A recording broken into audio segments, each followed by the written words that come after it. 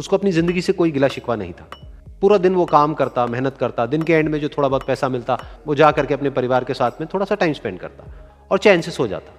तो एक दिन रोज की तरह वो अपना काम खत्म करके अपने घर की तरफ जा रहा था, तो रास्ते में चलते चलते उसके मन में ख्याल आया कि ये भी कोई जिंदगी है कि सुबह से शाम तक मैं पत्थर तोड़ने का काम करता हूं और एंड में मेरे को थोड़े से पैसे मिलते हैं जिसमें मुश्किल से मेरा और मेरे परिवार का गुजारा हो पाता है। काश कुछ ऐसा हो जाए कि कहीं से मुझे कोई ऐसी शक्ति मिल जाए कि जो भी मैं चाहता हूं वो सच हो जाए। वो अपने घर पर गया, उसने खाना खाया, लेकिन उसका ध्यान खाने की तरफ नहीं था, उसके दिमाग में यही ख्याल चल रहा था। उसके बाद में वो यही सोचते सोचते सो गया। फिर नींद आने के कुछ देर बाद उसको एक सपना आया। सपने में उसने देखा कि रोज की तरह वो अपना काम खत्म करके अपने घर लौट रहा था। रास्ते में उसने एक बहुत ही बड़ा घर देखा और उसके मन में आया कि काश ये घर मेरा होता और मैं इसका मालिक होता। और उसके ये सोचते ही वो उस घर का मालिक बन गया।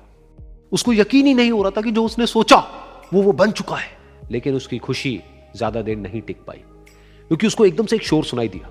उसने अपने घर के बाहर देखा कि एक बहुत बड़ी रैली निकल रही है जिसमें बीचों बीच एक पॉलिटिशियन है जो ऐसे ऐसे हाथ हिला रहा है, और वहां पर जितने भी लोग खड़े थे सब उसके नाम के नारे लगा रहे थे, उसके आगे हाथ जोड़ करके खड़े थे, सब उसको देखने के लिए तड़प रहे थे।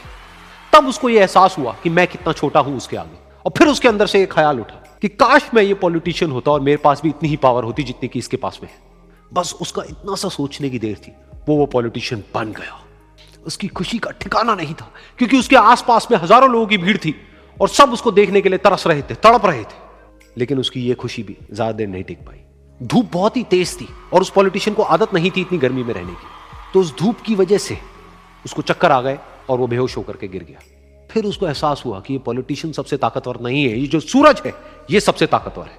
और उसके मन में आया कि काश मैं ये सूरज बन जाऊं तो मेरे आगे कोई नहीं टिक पाएगा।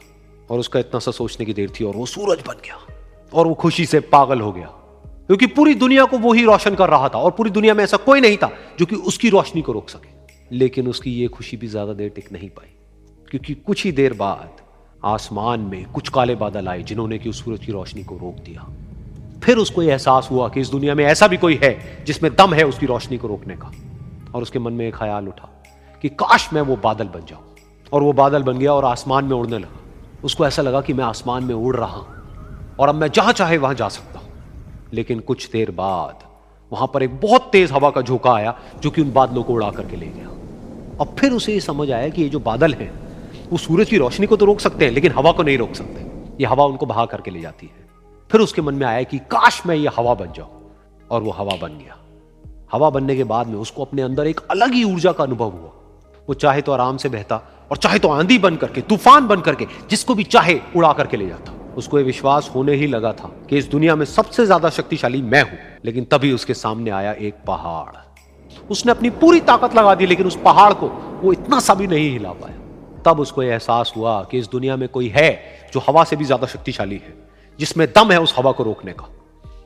फिर उसके मन में आया कि काश मैं ये पहाड़ होता, और वो पहाड़ बन गया।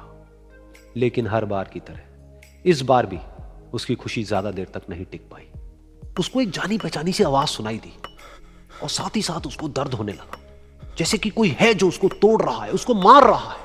तो दर्द से वो चीखने लगा और उसके मन में आया कि काश मैं वो बन जाऊं क्योंकि इस पहाड़ को तोड़ने का दम रखता है। लेकिन इस बार उसकी ये ख्वाहिश पूरी नहीं हुई।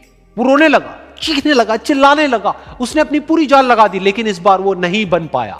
उसका दर्द बढ़ता ही चला जा रहा था और दर्द की वजह से एकदम से उसकी नींद खुली और सामने शीशा था। उसने शीशे में देखा और उसको समझ आया कि सपने में मैं वो क्यों नहीं बन पा रहा था जो मैं बनना चाहता था, क्योंकि असलियत में मैं वो ही हूं।